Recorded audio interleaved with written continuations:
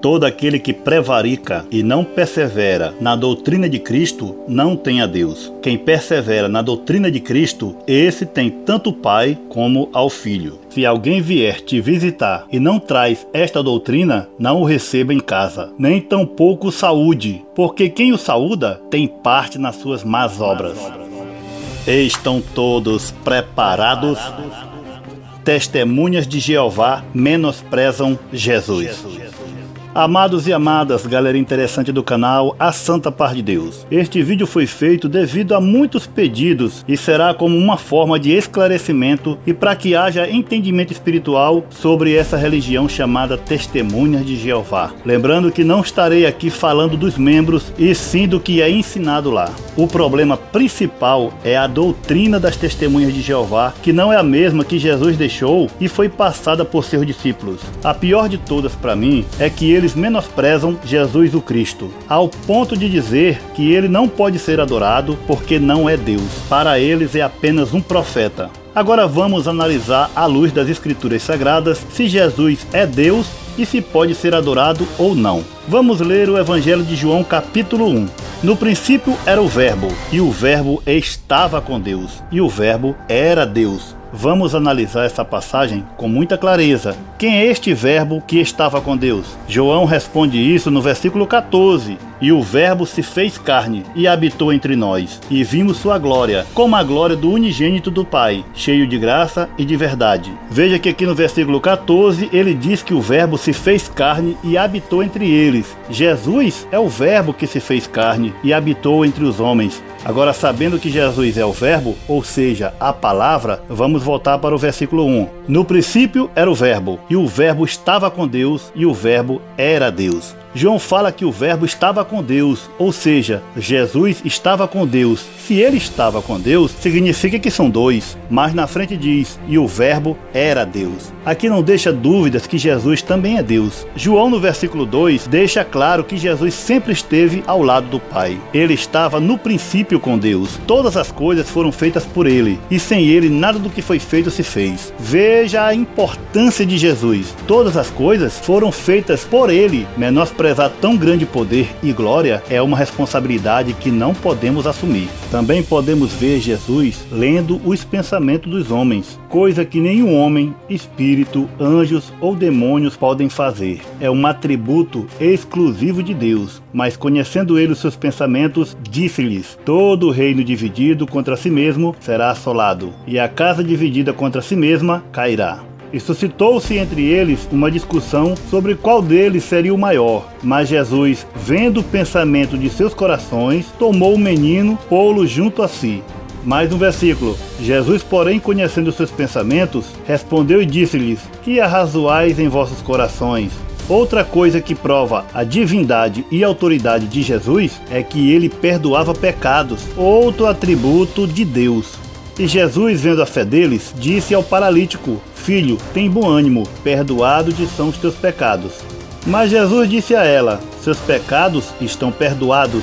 Os outros convidados começaram a perguntar: quem é este que até perdoa pecados? Agora vamos ver se Jesus pode ser adorado ou não. Mas antes, vamos esclarecer sobre a adoração. E aconteceu que, entrando Pedro, saiu Cornélio a recebê-lo, e prostrando-se aos seus pés, o adorou. Mas Pedro o levantou, dizendo: levanta-te, que eu também sou homem. Veja que Pedro, que andava com Jesus e era um dos principais entre os anciãos, não aceitou ser adorado por Cornélio. Eu, João, sou quem ouviu e viu estas coisas. E quando as ouvi e vi, prostei-me ante aos pés do anjo que me mostrou essas coisas, para adorá-lo. Então ele me disse: vê, não faças isso, eu sou conservo teu, dos teus irmãos, dos profetas e dos que guardam a palavra deste livro. Adora a Deus. Agora é João, também discípulo de Jesus, que quis adorar um anjo, e o anjo não deixou, mandando adorar somente a Deus. Agora, já sabendo que não podemos adorar nem homens e nem anjos, vamos ler a Bíblia e ver o que fala sobre Jesus. Entrando na casa, viram o menino com Maria sua mãe, prostrando-se, o adoraram. Abrindo seus tesouros, entregaram-lhe suas ofertas, ouro, incenso e mirra. Desde o início da vida de Jesus, vemos exemplos dele sendo adorado. Logo após Jesus caminhar sobre as águas, ele entrou no barco e foi adorado. E os que estavam no barco o adoraram, dizendo: verdadeiramente és filho de Deus. Só mais dois exemplos memoráveis de Jesus aceitando adoração ocorreram logo após sua ressurreição. Algumas das mulheres estavam a caminho de ir dizer aos discípulos sobre a ressurreição quando Jesus as encontrou. Ao perceberem quem era ele, elas, aproximando-se, abraçaram-lhes os pés e o adoraram. Seguiram os 11 discípulos para Galiléia, para o monte que Jesus lhes designara. E quando o viram, o adoraram. E para concluir essa parte, veja Tomé chamando Jesus de Deus. Fazia cerca de uma semana desde a ressurreição e Tomé ainda duvidava. Jesus, sabendo disso, apareceu a ele e lhes mostrou as marcas dos pregos em suas mãos e pés. Depois disse a Tomé: põe aqui o teu dedo e vê as minhas mãos, e chega a tua mão e põe-na no meu lado, e não sejas incrédulo, mas crente. E Tomé respondeu e disse-lhe: Senhor meu e Deus meu. Olha aí Tomé chamando Jesus de seu Deus. Agora, quando um testemunha de Jeová chegar na tua casa para fazer uma visita, chame ele para orar e adorar Jesus. Faça esse teste, verás que ele irá embora sem adorar ao Filho de Deus. Outro erro em sua doutrina é que eles não aceitam doar sangue. Se um membro da igreja ou até da família precisar urgentemente de sangue, a ordem é não doar em hipótese alguma. Será que tem isso na Bíblia? Talvez tenha na deles. Vamos ler. O meu mandamento é este, que vos ameis uns aos outros, assim como eu vos amei. Ninguém tem maior amor do que este, de dar a alguém a sua vida pelos seus amigos. Veja que o próprio Jesus disse que não existe amor maior que dar a vida por seus amigos, e sabemos que sangue é vida. Ele mesmo deu seu sangue para a remissão da humanidade. Agora não vamos confundir doar sangue com comer sangue, que é uma coisa muito diferente. Charles Chase Russell, o fundador das Testemunhas de Jeová,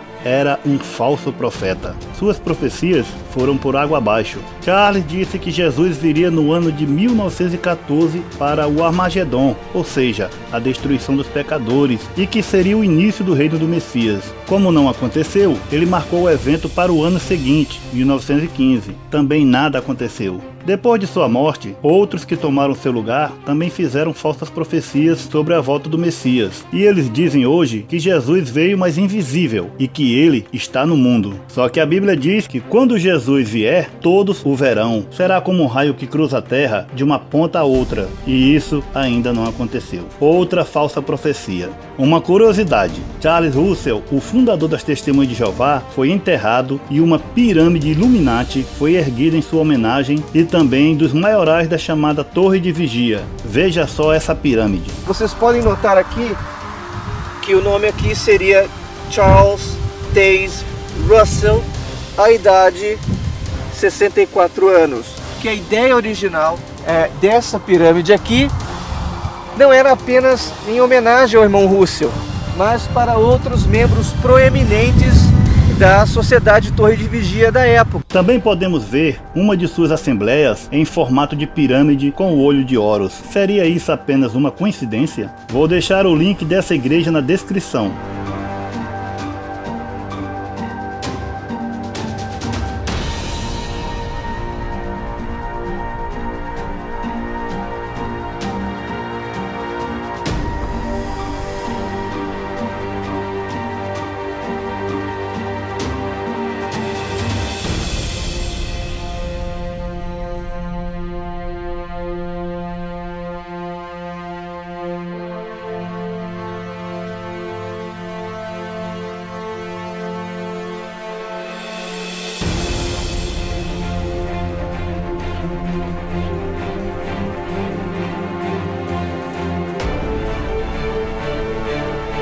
As Testemunhas de Jeová também não acreditam que existe um inferno. Para eles, a morte é o pagamento dos pecados. Se fosse assim, todo mundo poderia pecar à vontade, porque quando morrêssemos, todos os pecados seriam pagos e assim ninguém se perdia. E cadê a justiça com aqueles que deixaram tudo para servir a Deus? Agora vamos ver na Bíblia se o inferno existe ou não. Não tenham medo dos que matam o corpo, mas não pode matar a alma. Antes, tenham medo daquele que pode destruir tanta alma como o corpo no inferno. Pois Deus não poupou os anjos que pecaram, mas os lançou no inferno, prendendo-os em abismos tenebrosos, a fim de serem reservados para o juízo. Portanto, se o teu olho direito escandalizar, arranca-o e atira-o para longe de ti, pois te é melhor que se perca um dos teus membros do que todo o teu corpo seja lançado no inferno.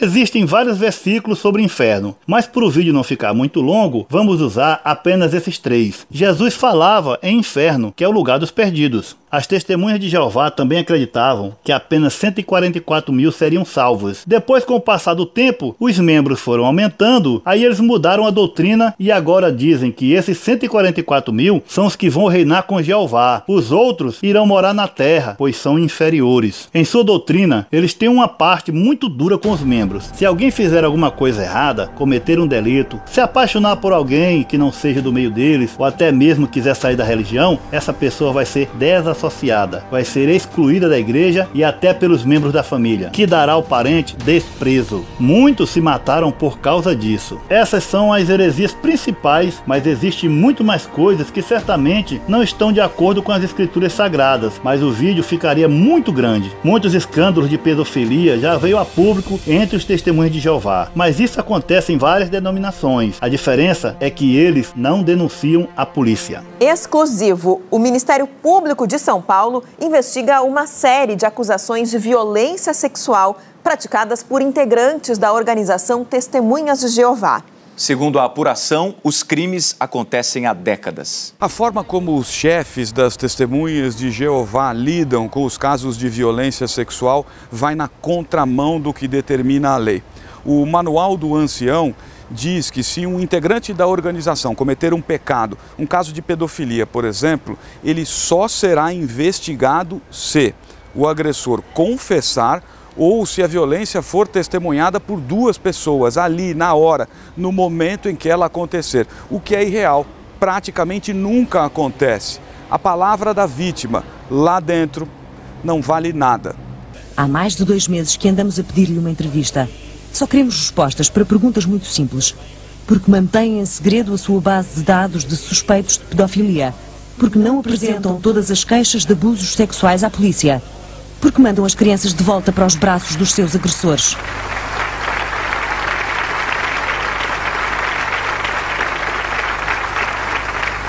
Todos se recusaram a falar connosco, mas agora era a nossa oportunidade.